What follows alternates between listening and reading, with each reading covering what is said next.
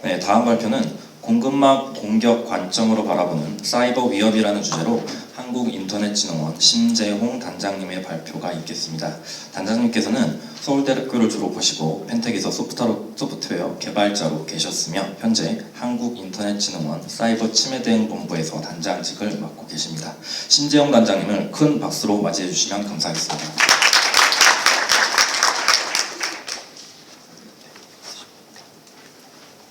네, 안녕하십니까. 방금 소개받은 한국인터넷진흥원 침해사고 분석단 심재홍입니다. 오늘 그 LG전자 그 사이버보안 컨퍼런스에 초대해 주셔서 매우 감사드리고요. 오늘 발표드릴 내용은 공급망 보안이면서 관련 공격 사례와 대응 방안에 대해서 설명을 드리겠습니다. 아무쪼록 유익한 정보가 제공될 수 있도록 노력하겠습니다. 네, 넘어가겠습니다.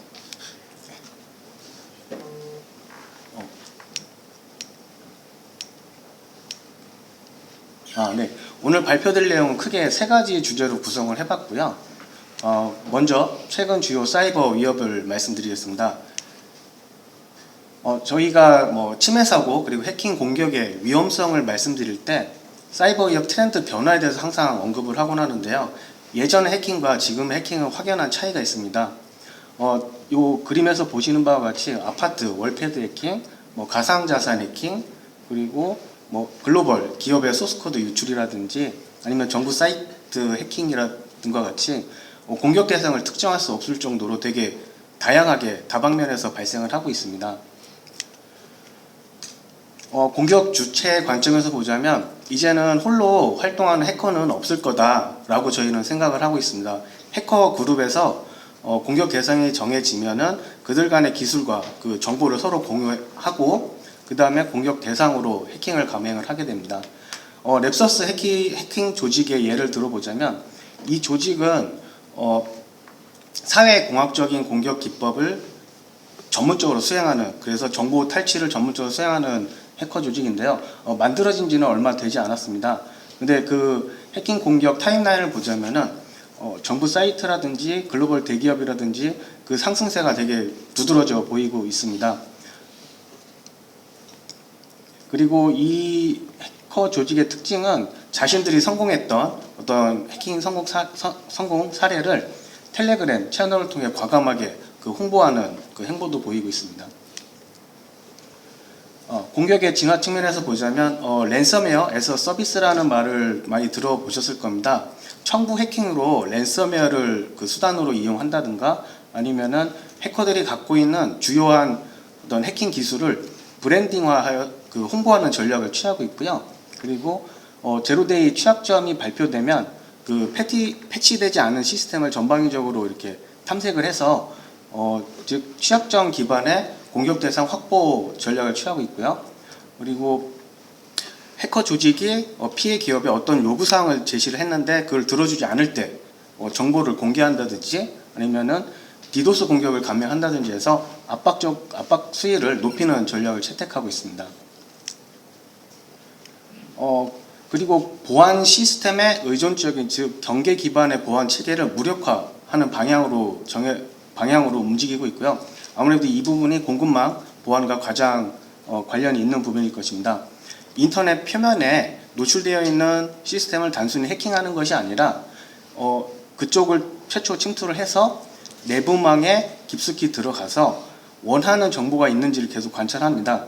이 해커들이 기업 내부에서 오고 가는 데이터나 정보를 관찰하다가 원하는 또는 중요한 정보가 발견되면 그 해당 시스템으로 이동하는 그 측면 이동 전략을 취하고 있고요. 이런 상황에서 보자면 해커 조직 내에서도 이런 공급망 그 공격을 위해 어떤 이러한 공격 형태를 기획하는 기획자도 활동하고 있는 것으로 생각하고 있습니다. 이 과정에서 은밀하게 좀 활동을 하게 되는데요. 이 은밀하게라는 것은 기업에서 내부 시스템을 보호하기 위해 보안 시스템들을 구축을 해놓고요. 근데 해커들은 이 시스템들을 우회하거나 무력화시키는 형태로 해서 탐지되지 않도록 하는 활동을 취하고 있습니다. 네, 공격 규모 측면에서 보자면 개인에서 조직, 그리고 글로벌 기업에서 사이버 전쟁까지 이르렀다고 할 수 있는데요. 우크라이나 러시아 전쟁이 발발하기 한 수개월 전부터 친러시아 성향의 해커 그룹들이 우크라이나 정부 사이트라든지 주요 기업 대상으로 수개월 전부터 해킹 공격을 감행을 해 왔었다고 합니다. 이미 사이버 상에서는 그 해킹 공격의 징조가 보여 있었던 거죠. 이러한 물리적 전쟁 발발 전에 수반되는 사이버 공격으로는 뭐 서비스를 정부나 기업의 서비스를 마비시키는 서비스 마비 유발 디도스, 그리고 이전에 침투했던 악성 코드를 통해서 군사 기밀이나 아니면 정부 기업의 주요 정보를 탈취해가는 APT 공격 기반 정보 탈취, 그리고 상대국 국민들의 심리를 교란시키는 심리전 수단으로서 스미싱, 그리고 랜섬웨어를 이용해서 상대국의 어떤 주요 정보통신 기반 시설 같은 것을 파괴하는 랜섬웨어의 무기화가 대표적인 형태입니다. 네, 공격 전략 측면입니다. 아까도 말씀드렸듯이 관리형 공급망 그리고 다중이용 소프트웨어 취약점을 악용하는 대규모 공격이 감행되고 있다고 할 수 있습니다. 지난해 솔라윈즈, 마이크로소프트, 카세야의 공급망 해킹과 같은 경우에는 이런 사례에서 알 수 있듯이 해커들이 해킹 활동으로 가성비를 극대화시키기 위해 이러한 공급망 체계를 악용하고 있고요. 그리고 솔라윈즈의 같은 경우에는 해커가 솔라윈즈 개발 환경에 침투를 해서 오리온 소프트웨어에 들어가는 특정 파일을 변조하는 형태로 공격을 진행했습니다. 카세야 같은 경우는 카세야 VSA 제품의 보안 취약점을 파악을 하고 이 VSA 서버를 이용하는 고객사들 대상으로 전방위적으로 취약점 기반 공격을 감행했었습니다. 네, 해커 조직 운영 측면에서 말씀드리면은 현실의 어떤 범죄 조직과 같이 점 조직으로 운영되고 그리고 탄탄한 조직력을 갖추고 있다고 평가를 하고 있고요. 예를 들어서 콘티그룹 같은 경우는 1년 6개월간 랜섬웨어 같은 해킹으로 약 1천억 원 이상의 수익을 얻었고, 그리고 좀 약간 아이러니하지만 콘티그룹 내부에서 친러시아 성향의 조직원들이 러시아에서 우크라이나 침공 사태가 발발했을 때 지지 성명을 발표했는데요. 이 친우크라이나 성향의 조직원들이 이에 반발해서 내부에 오고 갔던 대화 내용을 인터넷으로 유출시켰던 그런 사태도 있었습니다. 오로지 콘티의 조직도를 잠깐 보시면은 총괄 리더부터 실행부, 개발부 이렇게 되게 기업과 같이 체계적으로 구성이 되어 있고 업무도 상당히 분업화되어 있는 것으로 파악되었습니다. APT 공격에 특화되어 있는 해커들이 주로 활동하고 있다고 평가되고 있습니다. 사회공학적인 기법을 통해서 해킹 대상 기업의 구성원의 시스템을 장악한다든지 아니면은 다른 해커가 파악해 놓은 제로데이 취약점과 같은 공격 기법을 다크웹 등을 통해서 돈을 주고 구입해서 대상 기업에 적용한다든지 이렇게 진행을 하고 있고요. 이들 활동은 결국 APT 공격 형태로 이렇게 변화를 하고 있습니다. APT 공격은 여기에 빨간색 문장처럼 말씀드릴 수 있는데요.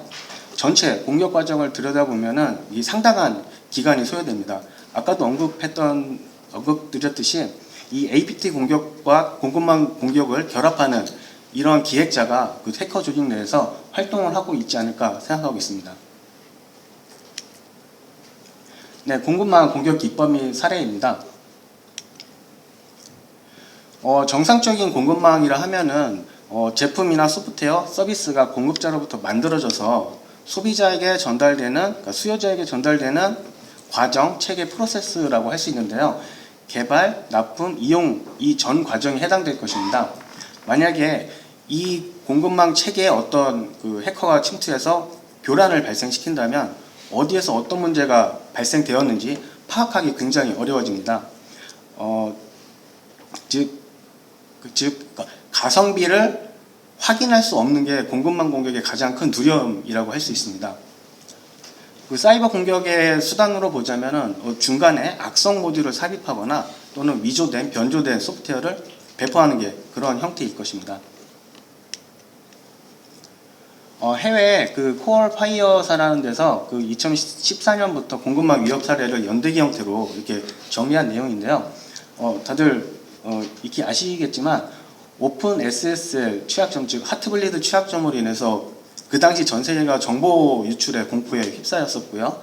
이때 실제로 캐나다 국세청에서 사회보장 번호가 대량 유출됐던 사고도 있었습니다.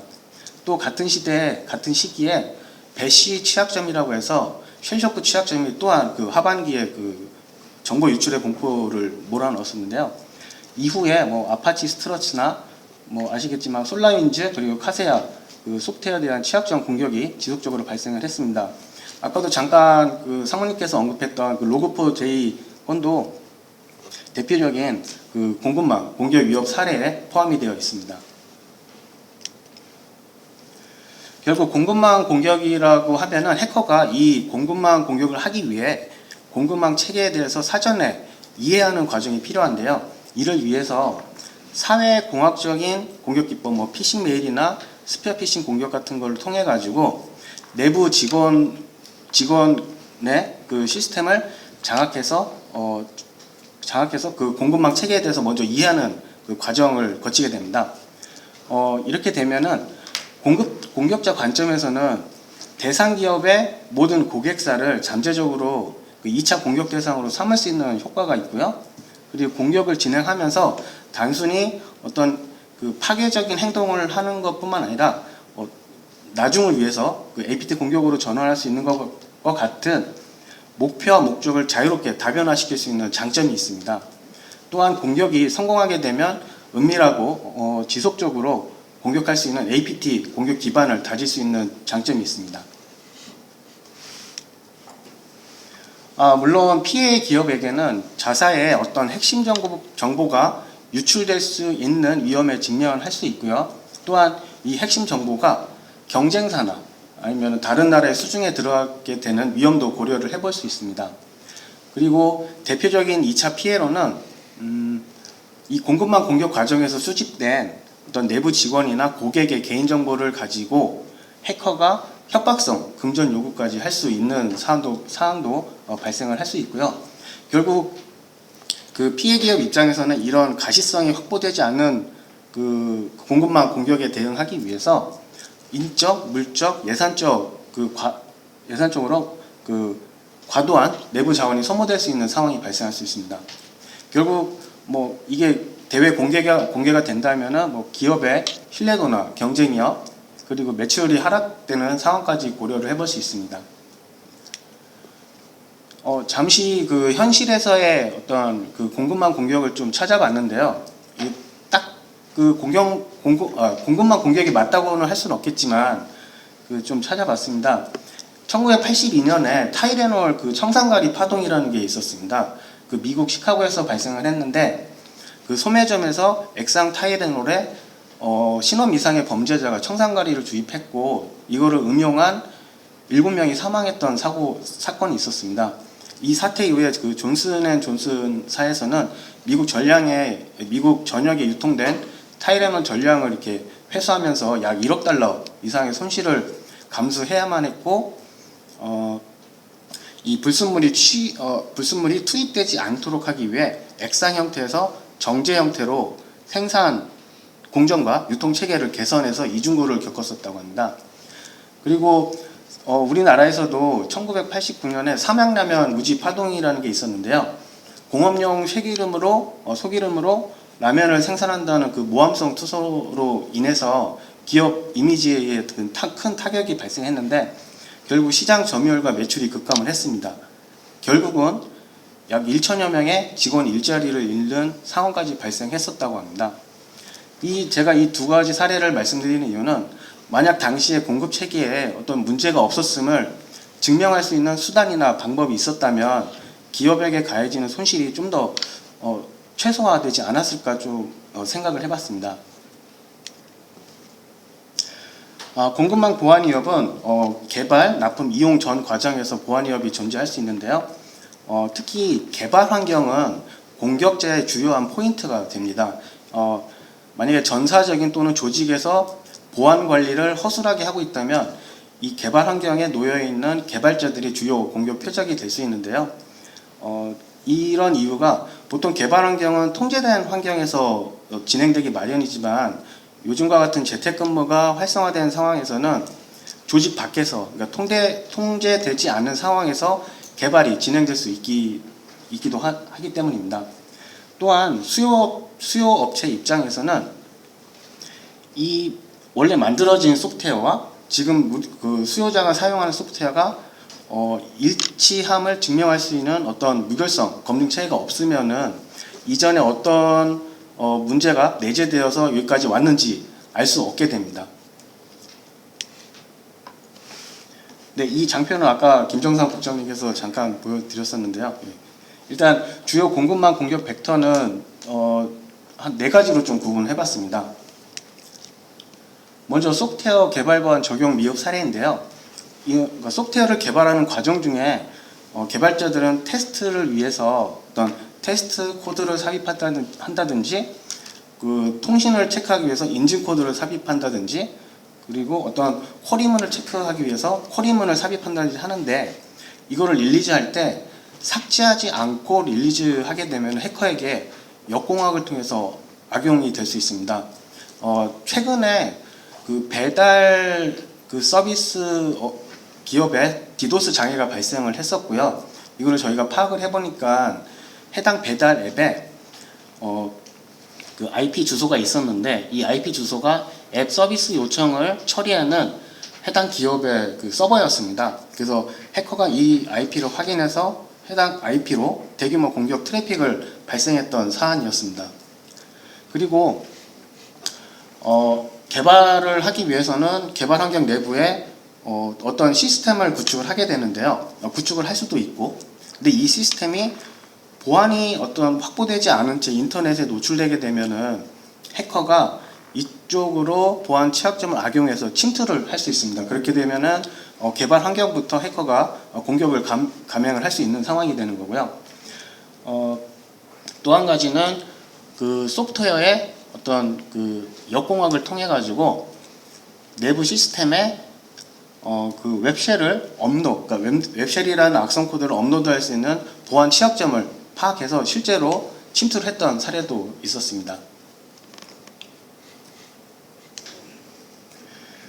예, 통상 그 아까도 말씀드렸듯이 소프트웨어 개발은 어떤 그 소스 코드 유출 위험에 대비하기 위해서 온 프레미스 환경으로 구축하고 내부에서만 접근하도록 허용하는 게 일반적이겠지만 이러한 환경을 구축하기 어려운 기업에서는 외부 형상관리 서비스 GitHub나 SVN을 이용하는 경우도 많이 있고요. 근데 이 SVN이나 GitHub를 이용하는 그 개발자의 계정이 이전에 어떤 경로를 통해서 유출되었던 경우도 있었고 실제로 그 소스 코드가 탈취되었던 사례도 있었습니다. 즉 저희가 이 원인을 좀 파악을 해보니 개발자가 사용하는 개인 계정의 그 개인 용도의 계정과 업무 용도의 계정이 동일하거나 또는 굉장히 유사해서 해커가 유추할 정도로 유사해서 침투했던 사례가 더러 있었습니다. 그 또 한 가지는 그 섀도우 IT라고 들어보셨을 겁니다. 그 개발자 분들께서 그 업무를 위해서 기업에서 그 식별되지 않은 허가받지 않은 그 장비를 도입해서 사용을 간혹 하고 계시는데요. 해커가 이를 파악을 해서 이쪽으로 침투를 해서 실제로 개발 환경이 그 해커에게 장악된 사례도 실제로 있었습니다. 네, 업데이트 환경 보안 관리 미흡 사례인데요.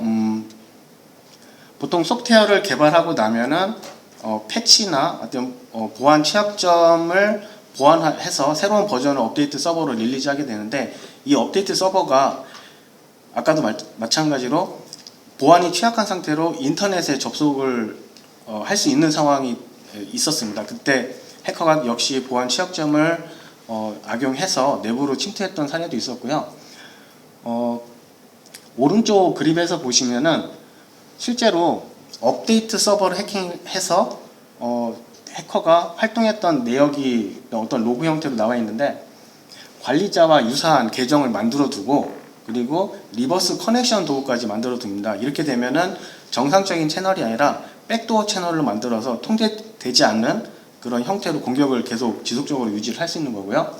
그리고 IP 스캔 도구를 만들어 두는데 이는 이 업데이트 서버와 연결된 다른 서버로 이동을 하기 위해서 내부망의 IP 스캐닝 공격을 감행했었던 사례였습니다. 또한 미미카츠라는 그 주로 쓰이는 그 계정 탈취 악성 코드가 있는데 이거를 사용해서 해당 서버에 저장된 중요한 계정 정보를 탈취해서 해커가 확보하는 사례도 있었습니다.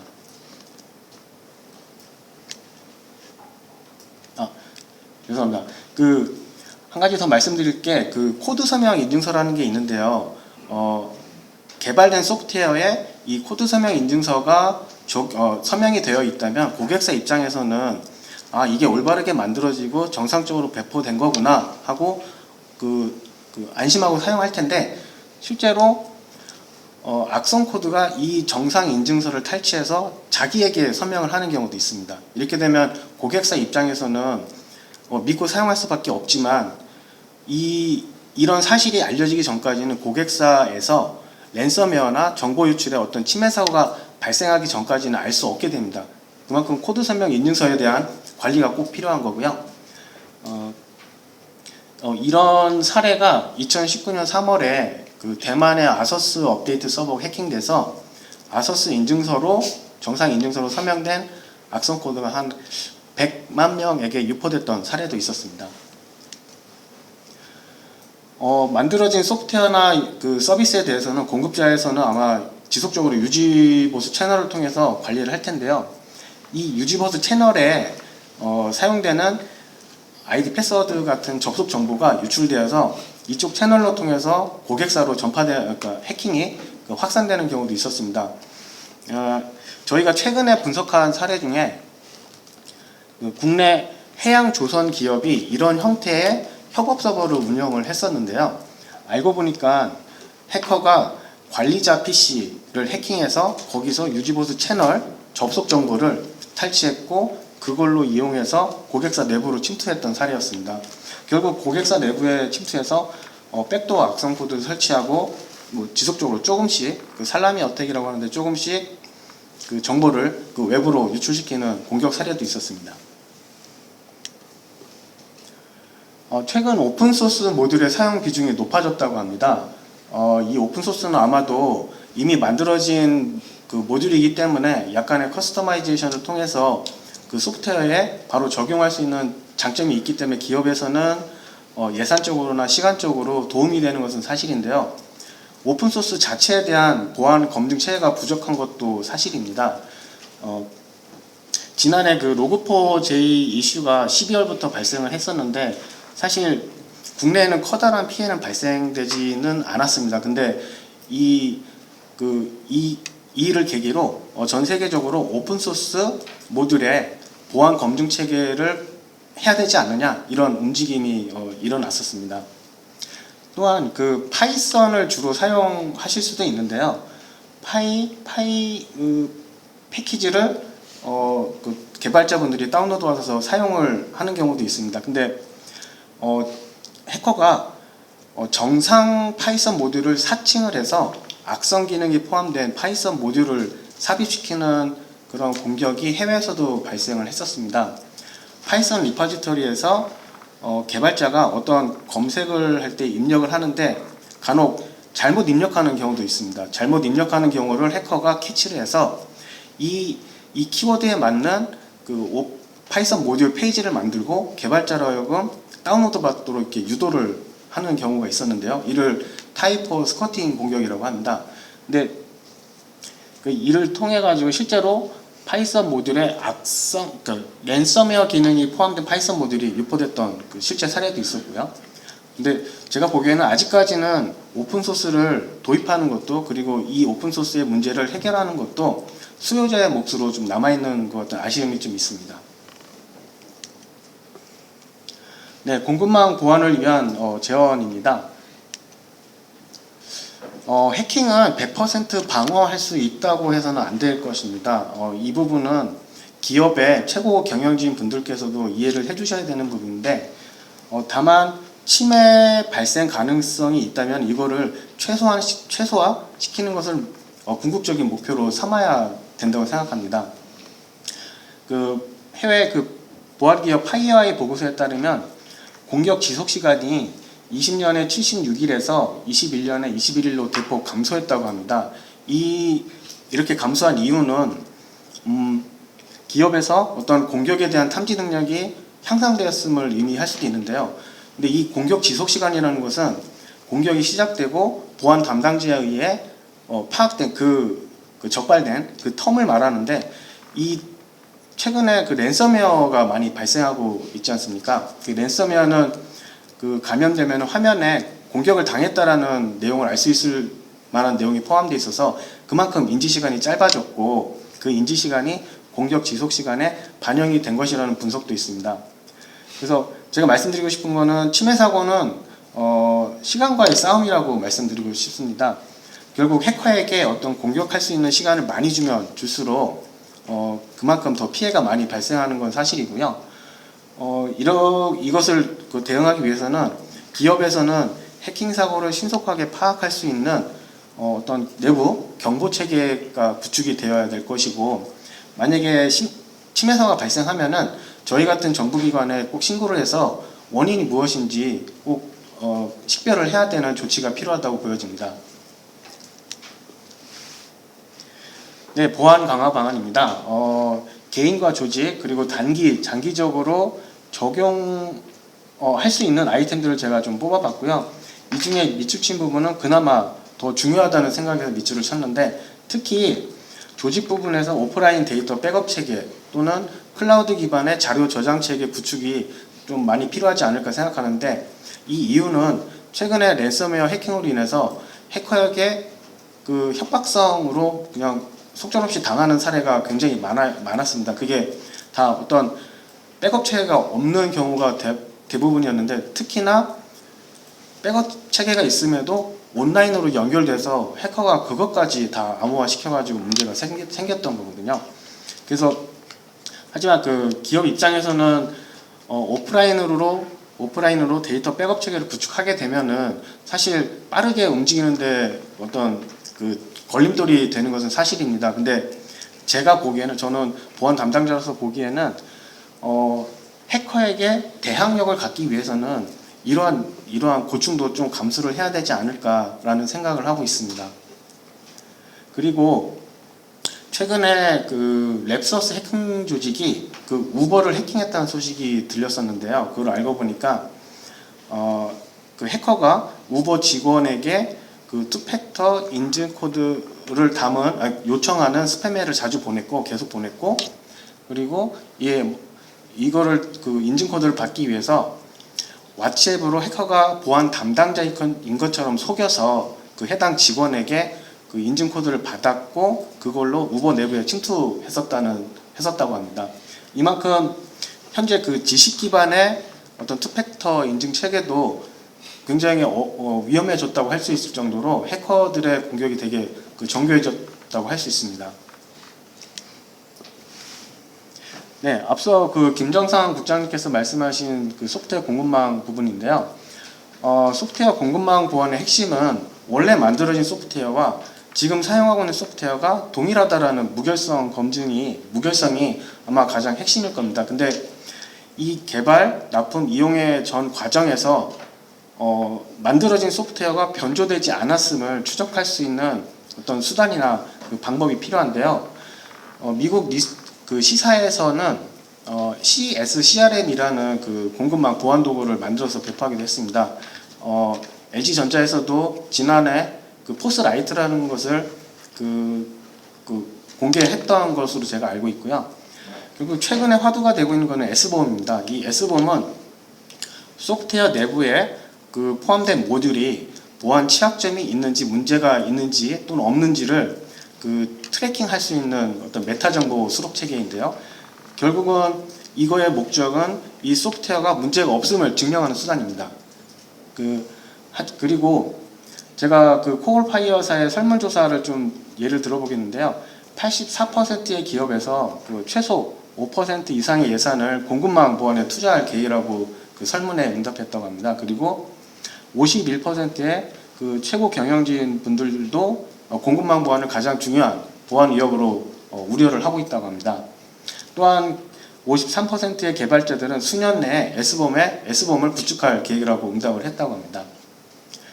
하지만 그 S범을 도입하기 위해서는 고객사와 파트너 기업과 그리고 어떤 공급 기업과의 어떤 콘센서스 그게 꼭 필요하다고 보여지는데, 왜냐하면 체계를 바꾸는 거기 때문에 그 과정은 꼭 필요하다고 생각합니다. 예, 제로 트러스트는 아마 많이 들어보셨을 건데요.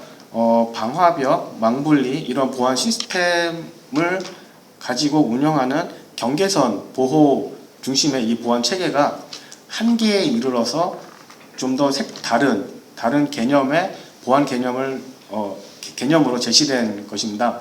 2010년에 포레스트사의 그 존 킨더백 수석 애널리스트가 제안한 개념이라고는 하는데, 미국 리스트에서는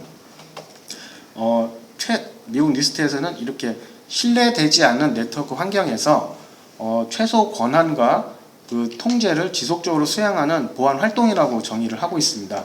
결국 그러니까 어떤 시스템에 대한 접근은 항상 유효한지 검증을 해야 되고, 그리고 불필요한 그 시스템에 대한 접근 권한은 부여하지 말아야 되며, 현재에도 침해 사고는 발생하고 있다는 걸로 가정을 해서 기업 내부의 보안성을 강화하자는 취지로 이해를 하시면 될 것 같습니다.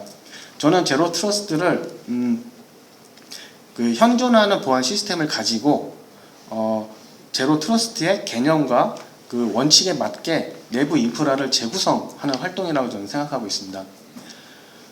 사실 그 제로 트러스트를 도입을 할 때 기업 전체에 반드시 도입해야 되는 것은 아닙니다. 그 특정 그 중요한 분야에만 도입을 할 수도 있는 거고요. 그래서 미국 시사나 NSA 그 가이드에서도 이 제로 트러스트는 긴 여정이라고 할 만큼 도입에 신중한 검토가 필요하다고 언급을 하고 있습니다.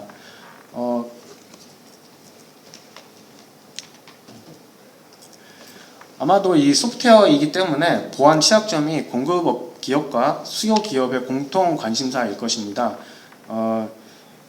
어떤 버그를 수정해서 소프트웨어 품질을 높이는 것도 중요하지만 아무래도 그 보안 취약점이 없는 상태로 소프트웨어를 수요 기업이 이용할 수 있도록 하는 것도 공급 기업의 책무가 아닐까 생각이 듭니다.